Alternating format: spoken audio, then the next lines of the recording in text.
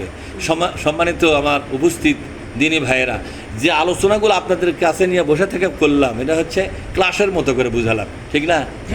আমি আপনাদের মগজে ঢুকাবার চেষ্টা করলাম। বলেন তো, সুয়ের ছিদ্রের মধ্যে সুতা দেবেন না বাহির দিয়ে দেবেন?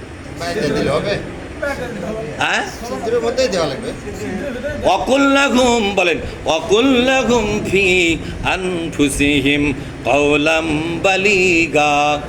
এমনভাবে তাদের কাছে কথা বলো যাতে কথাটা তাদের নফসের ভিতরে ঢোকে। নফসের কার মধ্যে ঢোকে? তা আপনাদের সামনে যে কথাগুলো বললাম, কথাগুলো ভিতরে ঢুকিয়েছে না বাইরে মরে গেছে? আমি যে কথাগুলো এখনই বললাম আপনাদের ভেতরে ঢুকছে না বাইরে পিছলে গেছে?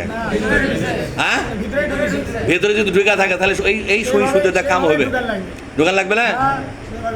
মিটিং তো মেলা হয়, কিন্তু এই যে তথ্য নির্ভর কথা, এক একটা আয়াতের গুড় রহস্যমূলক কথা, গবেষণামূলক কথা, এইভাবে কথা বলার জন্য নির্দেশ দিয়েছে কে? কাওলাম বালিগা। কথাটা যেন চমৎকার ভঙ্গিমায় এবং অত্যন্ত উন্নত প্রযুক্তির মাধ্যমে কথাটা যেন মানুষের হৃদয় পর্যন্ত, ফি আনফুসিহিম বলেন, ফি আন নফস, নফসের ফি মানে ভিতরে, কলজার মধ্যে যেন ঢুকে পড়ে কথা। আমার আলোচনাগুলো তাই।